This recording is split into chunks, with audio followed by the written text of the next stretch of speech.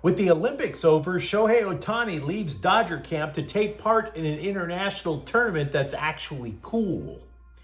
The Chargers appear to be lying about their offseason focus, and JJ Redick and Pat Riley invest in a lot of hair product, but they are not the same. Good morning. I'm James. And this is your daily dose of sports and snark for the greatest sports city in the world, Los Angeles. This is the Faithful Angelenos Morning Report. It is February 23rd, 2026. Welcome back to the home office. Do you like being in the know about LA sports? Well, if you do, clickety-clack the like button. Clickety-clack the subscribe button.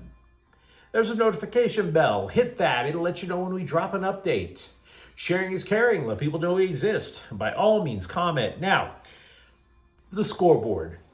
How did yesterday look?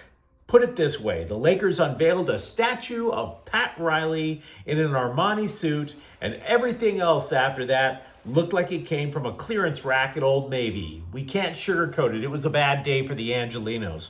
Boston 111, Lakers 89. We try not to go emo on this channel, but losing to the Celtics makes my blood boil. The upshot is something that we already know. When the Lakers lose, it is always an ass-kicking. 19 of their 22 losses have come by double digits. Luka Doncic scored 25. Orlando edged the Clippers 111-109. Kawhi Leonard scored 37. And the Galaxy tied New York City FC 1-1. João Klaus scored. There's a rapid recap of that match on the Galaxy playlist. Check it out. Meanwhile, there are no games involving LA teams today. So with that out of the way, let's get to the news. Shohei Ohtani threw 2 simulated innings, 33 pitches, then took live batting practice and headed to Sky Harbor Airport to take the next Southwest flight over to Tokyo for the World Baseball Classic. The Dodgers they didn't want Ohtani to pitch or participate. They wanted the guys to kind of rest up under the Arizona sun. But here's the thing. The World Baseball Classic is actually cool. So yeah, he wanted to represent his country. Yoshinobu Yamamoto is still in camp, if you're wondering. Dave Roberts said the World Series hero will make one more start before splitting. Yamamoto believes that's going to be Friday. So it's been a pretty professional camp so far. And because of that, I wanted to actually take a moment. I hesitate to bring this up because the player is no longer on the Dodgers. Hell, he might be out of baseball by the end of spring training. But the Dodgers are cutting edge with everything they do, right? The analytics, the launch angle, the this, that, and the other, the shape of a pitch. You hear that a lot. Spin rate, you hear that a lot. But there are certain players out there that analytics people just adore, and I wanted to bring up a case study. I find it fascinating. See, analytics came about as a way that was supposed to be superior to scouting, and yet analytics folks fall in love with certain players just like scouts do. There are flaws in the system. So, with Valentine's Day in the rearview mirror, all I can tell you guys out there is to find a girl who loves you the way analytic department people love James Outman. Do you remember how he got off to this super fast start when he was called up to LA and then all of a sudden couldn't hit? And then he was banished to mini scrotum, where he's going to be lucky if he's a fourth outfielder there? Here's why Outman got multiple bites at the apple. See, analytics is evolved, I should say, beyond on-base percentage. Why, that is so 2002. It now looks at 3 factors, among other things, for offensive players. Bat speed, swing tilt, and intercept point. Now, we've talked about this in recent years using much more basic layman's terminology. The Dodgers believe that if you hit a baseball at a certain speed and it leaves your bat at an angle of, say, 25 to 29 degrees, geometry alone suggests, and physics, I should say, suggests that that ball's going to go over the fence. Outman has a really quick bat and a really high swing tilt. Hence, enough speed and in that launch angle. So what's the flaw in the system, right? Seems like he'd be perfect to stay in LA. Well, if you saw Outman, you already knew he doesn't make contact. There's no launch angle if you don't make contact to launch. And it's totally hilarious because no matter what analytics people can come up with, there is no spreadsheet that you can create in Microsoft Office that's going to change that. Just saying. Meanwhile, with the Chargers, general manager Joe Ortiz told ESPN that despite having at least $80 million in cap space, there's no plan to go nuts in free agency, and I don't believe a word of that. Not one syllable. But Ortiz said this, quote, "I don't want to spend recklessly. If you chase perceived needs in free agency, in the draft, and more often than not, overpaying or making a mistake. So we do have to be calculated. We have to be smarter." The first thing I would say in response is nobody outside of my wife wants to spend recklessly. Let's get that part out of the way. Secondly, the Chargers' needs aren't perceived. You would have to be sensory deprived to the point to where you lose your eyesight to notice that the interior of the offensive line has gotten slapped around in each of their last two playoff embarrassments. That's not perception. There's that cliche. Perception is reality. The Chargers couldn't block anybody.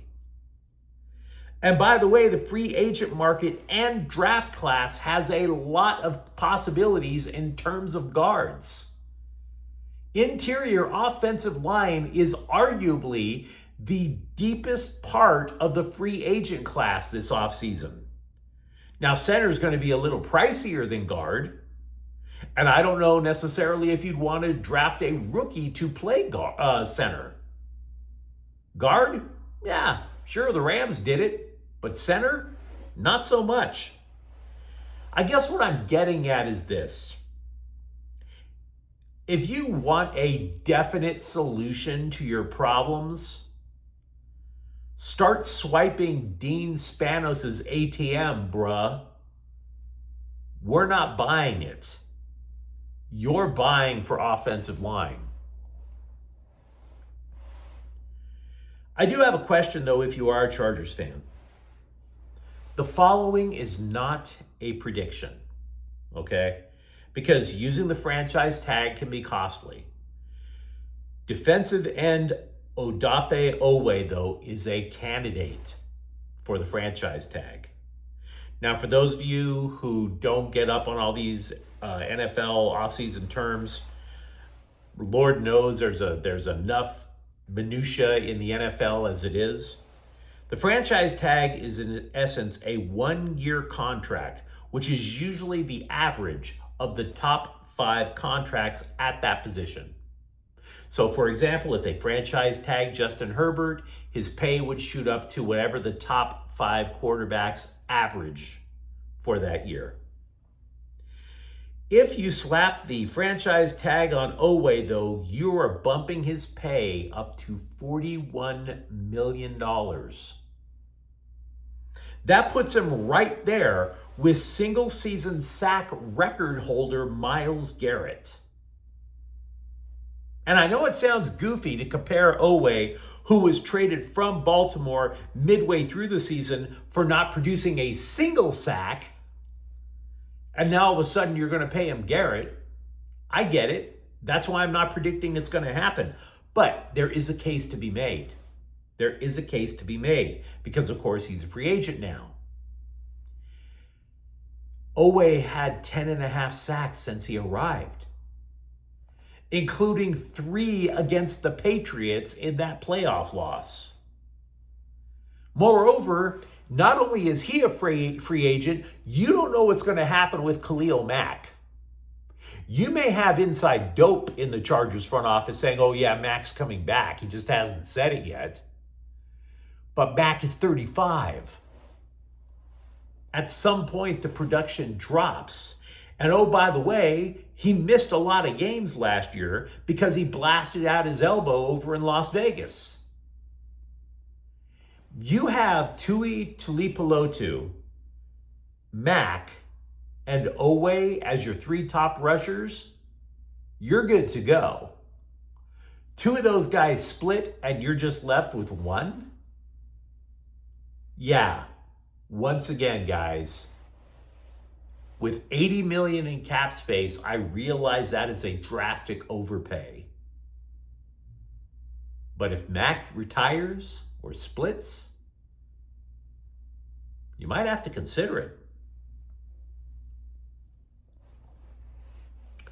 Everybody gets so emotional about the good old days, right? So much so that it's super tempting to project the good old days to the present day. So, a columnist for the New York Post took a look at that fancy pants new Pat Riley statue out in front of Crypto.com Arena, then looked at the Lakers bench and asked, could JJ Redick be the next Pat Riley for the Lakers? No. But they're both former players and former broadcasters? No. But they're both so intent? No. No. And I'm not trying to do this to drag Redick. He's proven himself to be a little better than what I thought he was going to be when he was hired. And I acknowledge that the writer of this piece is a woman, but there is no reason to drag gender into this. Because a man, if she didn't write it, a man would have. Okay? It's just simple-minded, even if Melissa Rowland didn't write it first. First of all, not that it's important or anything, but Redick was hired because of his ability to X and O on offense. That wasn't Riley's forte. Having a playbook for a half-court offense was the resume for the guy that Riley replaced, Paul Westhead. None of this is to suggest that Redick or Riley can't coach. But look at it this way. When you have Kareem Abdul-Jabbar in the blocks at one side of the low post and James Worthy on the other, you don't have to overdo it sketching plays on the blackboard. If Riley did anything for the Lakers, it was to get those dudes to play defense. Not that it was elite defense, he got them to play some defense. Which, by the way, is something Redick has yet to accomplish at all with the Lakers.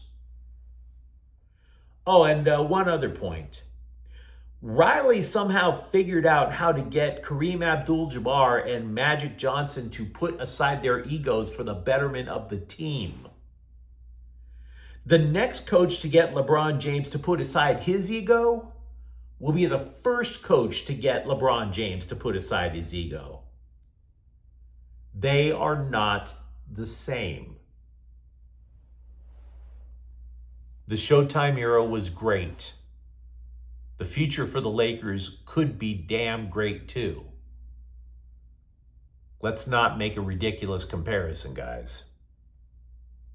Stick to the facts. But you let me know what you think in the comments thread. Talk to me, for example, about how you see Dodgers spring training going so far. Or for that matter, where would you invest all these resources that the Chargers have in their offseason?